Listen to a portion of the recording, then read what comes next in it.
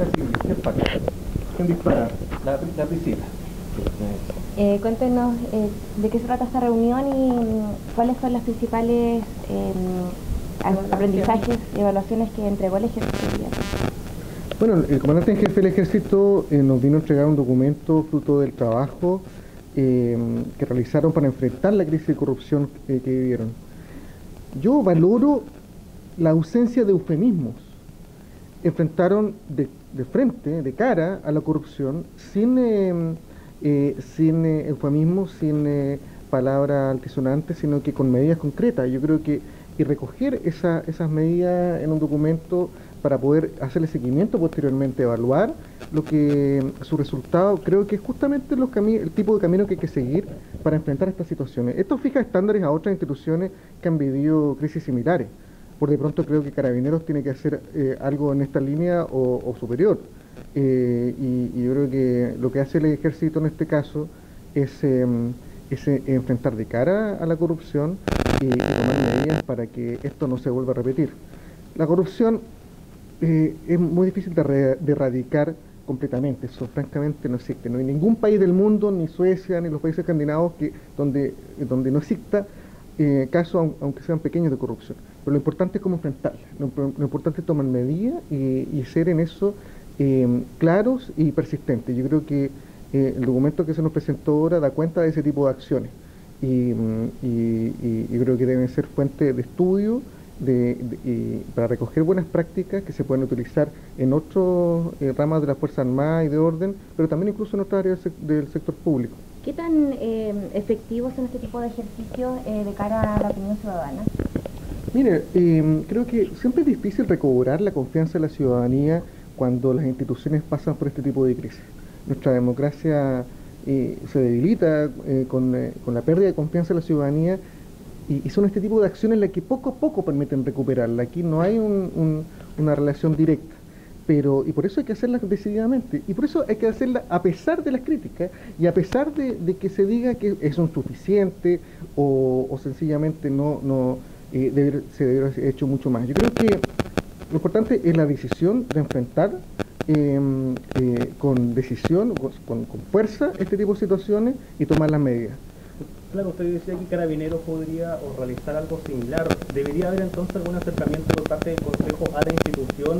¿O qué se debería hacer para que un encuentro como el de ahora se pueda replicar en el caso de la institución de Carabineros?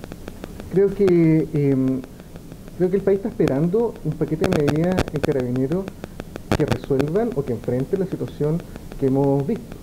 Es un tema que yo creo que no se ha manejado hasta el minuto con medidas visibles de las cuales se puede hacer seguimiento. Sobre el ejército, creo que esas medidas se dieron a conocer en cierto minuto, hubo un seguimiento, un reporte de las mismas que encontramos valioso. Dentro del intercambio con el general Oviedo, por ejemplo, nos da a conocer la situación de un banner de la intranet donde se podían dar a recibir denuncias o informaciones sobre áreas delicadas sobre las cuales había que prestar atención y que eso podía generar un debate interno, generó un debate interno interior del ejército sobre la jerarquía y el conducto regular. Pero a pesar de eso dieron el paso y lo hicieron, digamos, y se dieron cuenta que era una tarea de todo el ejército enfrentar la corrupción y lo mismo debe pasar con otras áreas de las Fuerzas Armadas. Yo comento ese ejemplo que me dio el general Oviedo porque yo vi lo mismo en Alemania, donde un estándar hoy día es generar estos espacios de denuncia, de recibir información sobre materias de corrupción. Y aquí el primer ámbito público donde lo vemos es en el ejército. Y creo que son materias de buenas prácticas que se pueden replicar y que deberíamos abrir no solo en el mundo del informado, sino que también en el resto de la administración del Estado. ¿Cree que se está dejando por parte de Carabineros dejar pasar mucha agua bajo el puente para tal vez aminorar el impacto público? Mire, no sé las intenciones o no, y no sé si las medidas, si hay un conjunto de medidas que podamos conocer y que sean verdaderamente sustantivas para enfrentar lo que pasó en Carabineros. La escala de lo que sucedió en Carabineros es astronómica y todavía no conocemos toda la verdad, hay causas judiciales pendientes, en fin, pero uno no necesita resolver las causas judiciales para tomar medidas administrativas, tomar resguardo e impulsar modificaciones al interior de cada institución para blindarla a nuevos actos de corrupción y poder detectar otros que estén sucediendo. no hay que esperar mucho más. Yo creo que esto va a fijar un estándar en otras áreas de las Fuerzas Armadas para que hagan lo mismo al momento de enfrentar esta situación. Esto va en línea también con la petición de continuar con los correos en algunas instituciones. De conservar, sí. Conservar, claro. Pero, bueno, eso es una medida. ¿Qué otras más se deberían realizar? Bueno, mire, es que cada institución es distinta. Siempre las áreas de adquisiciones son delicadas y se debe cada vez transparentar más los procesos de adquisiciones, las justificaciones de las mismas, las decisiones sobre qué tipo de contratación se hace. Eso debe tenderse a la estandarización y a la publicidad de esos procesos. Espacios para denunciar, como el ejemplo que vimos en Carabineros, perdón, en el Ejército, son hoy día estándar en otras latitudes y nosotros deberíamos poder impulsarlas. Y también hay medidas relacionadas con la seguridad de la información, la protección de datos personales que deben impulsarse.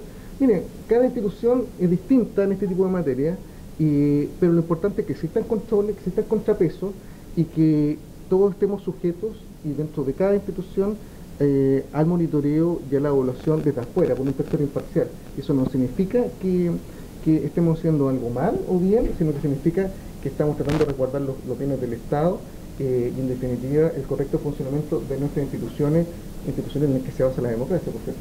Retomar un poco lo de conservar los correos. ¿Hacia qué institución en específico va esto y si ya han tenido alguna respuesta sobre esta petición? Esto va a todo el Estado y a todo el gobierno además que está dejando la administración.